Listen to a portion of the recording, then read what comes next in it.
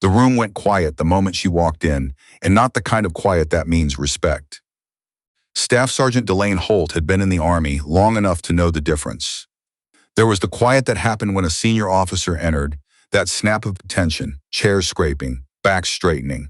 And there was this kind, the slower kind, where conversations didn't stop so much as they dried up, where eyes moved sideways instead of forward, where people suddenly found something very interesting to study on the surface of the table. She set her kit bag down by the door and found an empty chair near the back. Captain Trewin was already standing at the front of the room, marker in hand, half a route sketched on the whiteboard behind him. He glanced at her when she came in, then looked back at his diagram. He didn't say anything. He didn't have to. The way he looked at the diagram said enough. There were 11 people in that briefing room. She was the only woman. She'd been reassigned to Bravo Company 3 weeks earlier, transferred out of a JTAC coordination role she'd held for 2 years after a restructuring that nobody properly explained. Her previous CO had written her a solid evaluation. The paperwork was clean. She'd arrived at the new unit with everything in order, and a record that, if anyone had bothered to read it carefully, would have answered most of the questions that were now being asked behind her back. Nobody had bothered to read it carefully. Sergeant First Class Hawthorne was sitting 2 seats to her left. He was a wide man, built like something assembled for a specific industrial purpose, and he had a way of filling space that went beyond the physical. He'd been with the unit for 6 years. He knew the terrain, knew the personnel, and had strong opinions about both. "Holt," he said, not looking at her. "Hawthorne, you put in for the Overwatch slot." It wasn't a question. He'd seen the request form. They all had, apparently, because when Trewin had posted the assignment roster that morning, there had been a specific kind of silence that followed, the same silence that was now sitting in the room with them. "I did," she said. Hawthorne picked up his coffee mug, looked into it, put it back down. "That's a designated marksman slot. I know what it is." He didn't say anything else. He didn't need to. The table filled in the rest. The assignment was a route clearance and personnel recovery operation roughly 40 kilometers outside Kandahar, running through a stretch of terrain that had been intermittently contested for months. 2 FOBs in the area had reported increased activity. Not the organized kind, but the opportunistic kind, which was in some ways harder to plan around. The kind that came from people who knew the ground better than any satellite image could capture. Trewin ran through the plan with the efficiency of someone who had given this kind of briefing many times. Movement windows, communication checkpoints, contingency routes. The Overwatch position was on a ridgeline to the northeast, approximately 800 meters from the primary route, with sight lines covering 3 of the 4 most likely approach vectors. He did not at any point mention who would be filling the Overwatch slot. After the briefing, when most of the room had cleared out, Holt remained. She waited until it was just her and Trewin and the half-finished diagram on the whiteboard. "The roster," she said. Trewin capped his marker. "I'm aware of your request," and he set the marker down on the tray.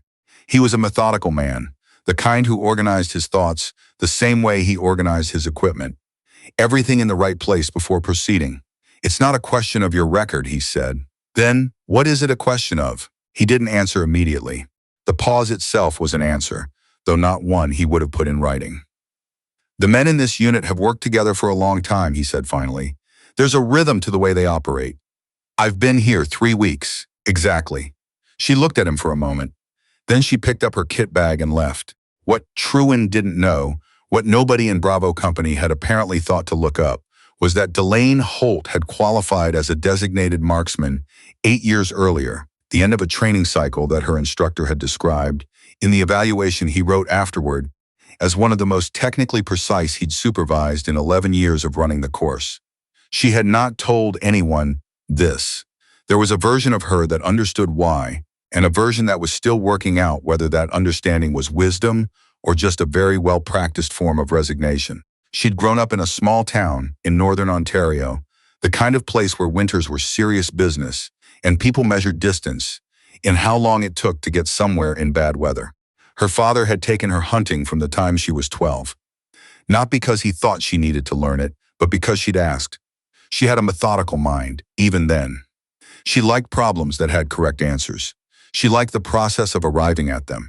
Long-range marksmanship suited her in a way she hadn't expected when she signed up, partly because most people didn't expect it to suit her. And partly because it was one of the few disciplines in her life where what she felt and what she knew were exactly the same thing.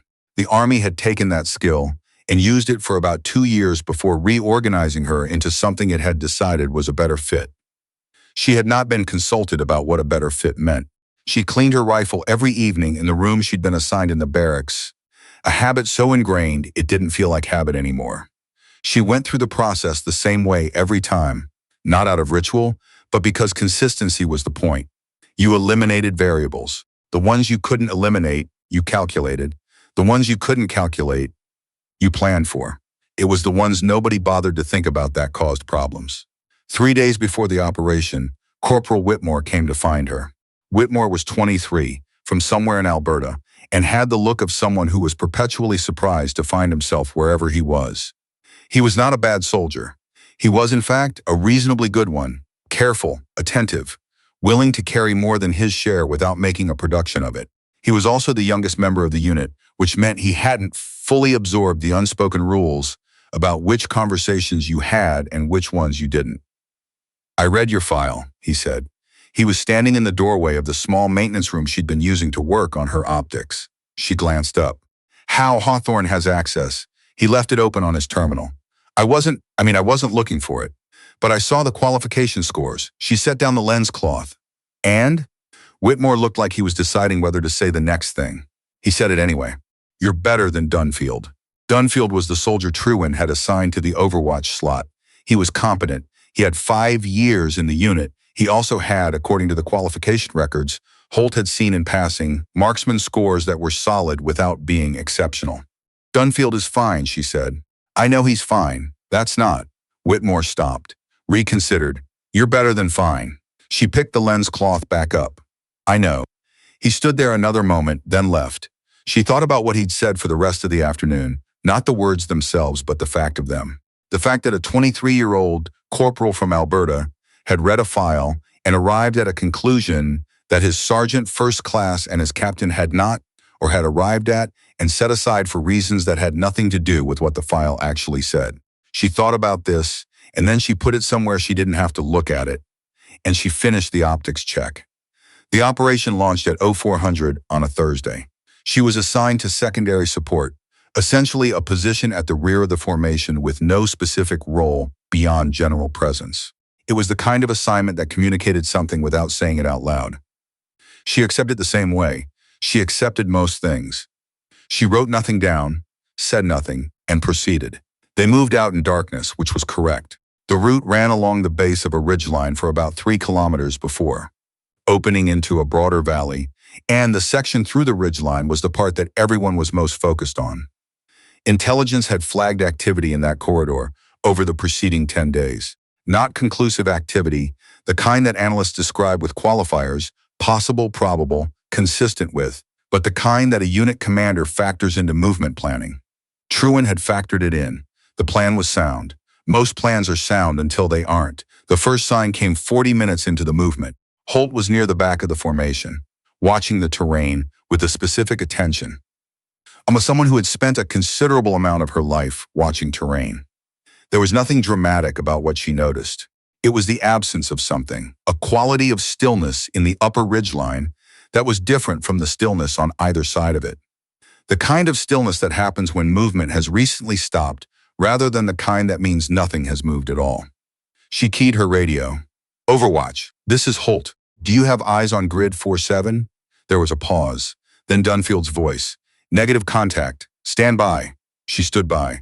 She watched the ridgeline. The stillness didn't change, which was in one sense reassuring and in another sense not reassuring at all. 2 minutes later, the formation stopped. Up ahead, Hawthorne had picked up something on the route itself, disturbance in the soil consistent with recent digging. The word came back through the formation, in the clipped shorthand of people who have done this enough times to be economical about it. Possible IED.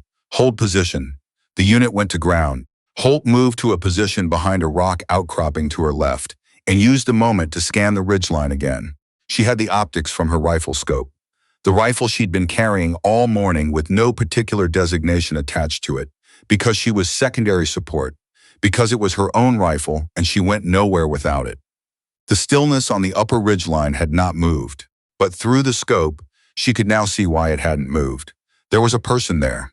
Two, actually, using the rocks the way rocks were meant to be used, as cover, and positioned with enough knowledge of the terrain to have chosen a spot where the morning sun was not at their backs. These were not people who had stumbled into that position. These were people who had selected it. Overwatch, she said into the radio, keeping her voice level. Possible armed personnel, upper ridgeline, grid 47, 200 meters above your current elevation. Request confirmation. Another pause. Longer this time. I can't confirm from my position. I have eyes on, she said, two individuals. Prone position. The one on the left has a tube. A tube meant a rocket-propelled launcher. A tube meant the IED on the road was the distraction, not the primary threat. There was a longer silence on the radio this time, the kind that meant the information had reached someone who needed to make a decision.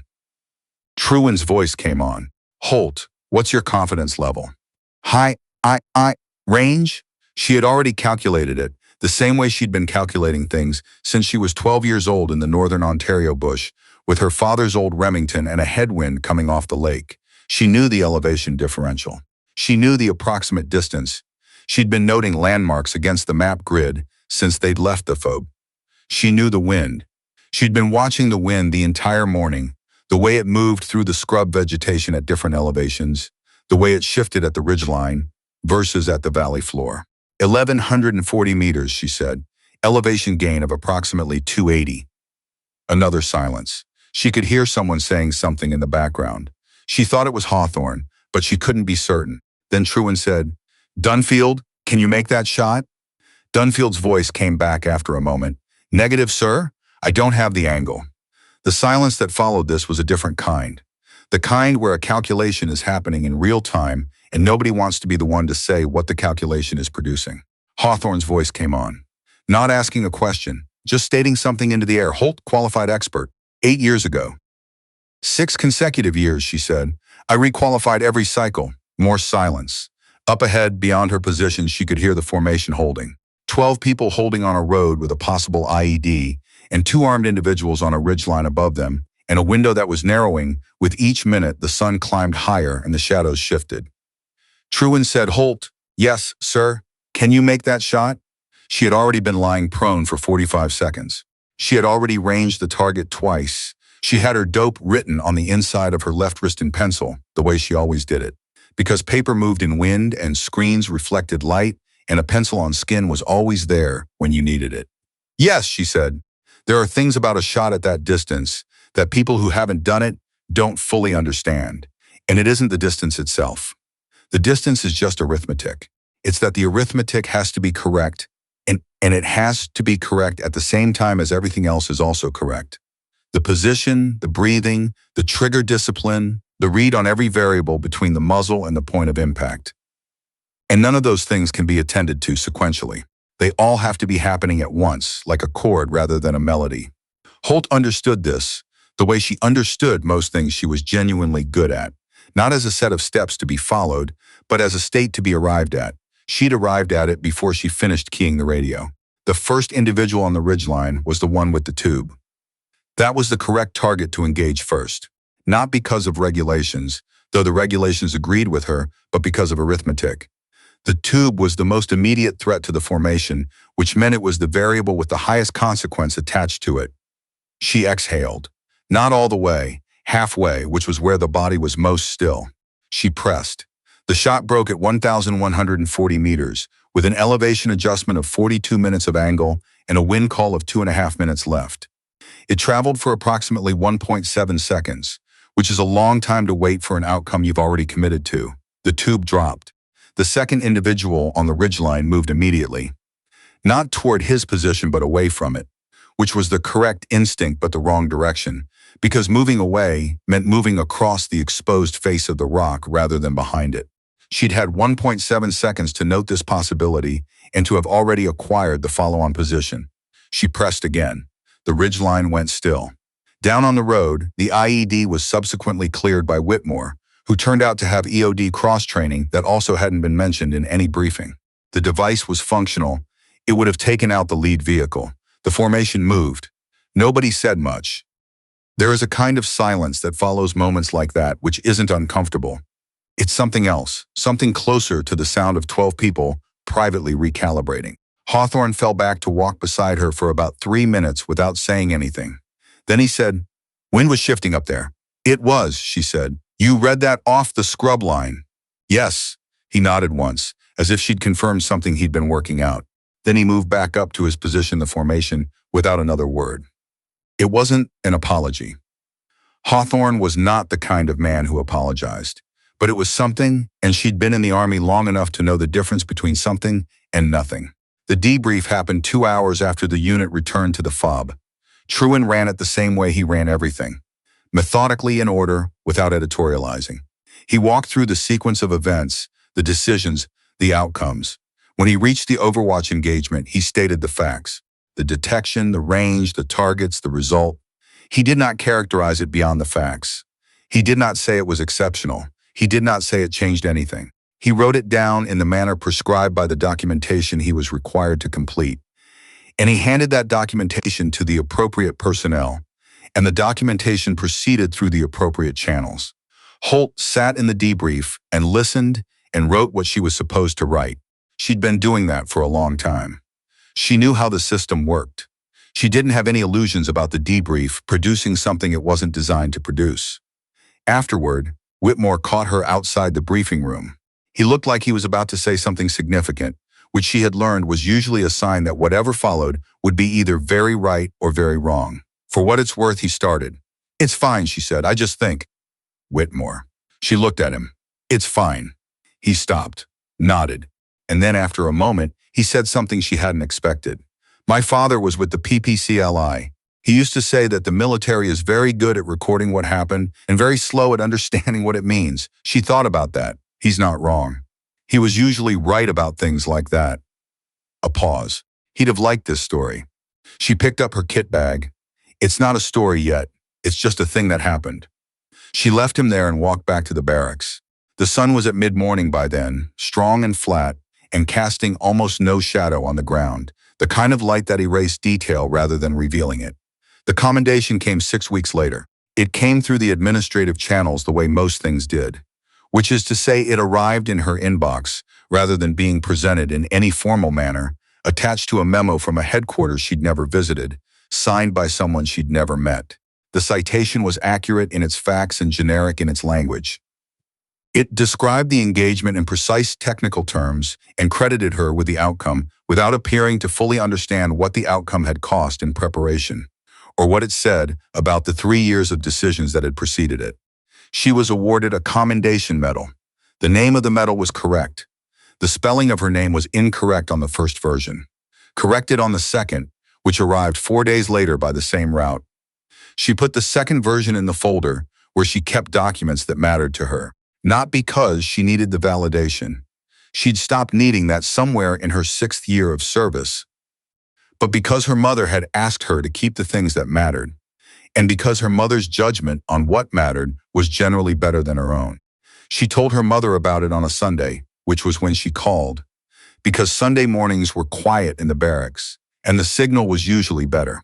Her mother, who had worked for 30 years as a nurse in a small hospital north of Sudbury, and who had seen enough of what systems do and don't acknowledge, was quiet for a moment after Holt finished telling it.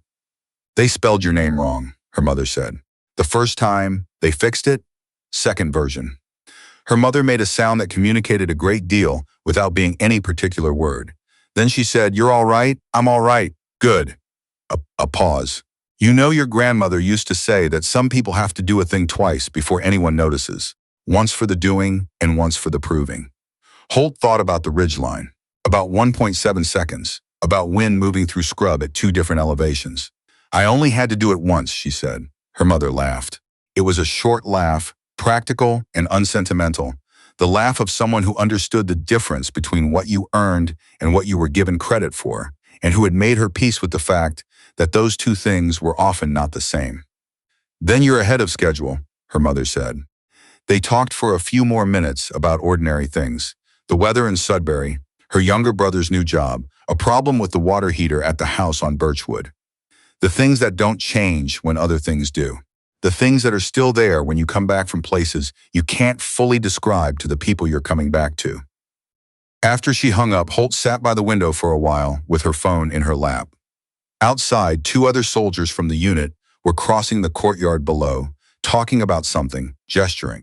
She didn't know what they were saying. It didn't matter. She thought about what her mother's mother had said.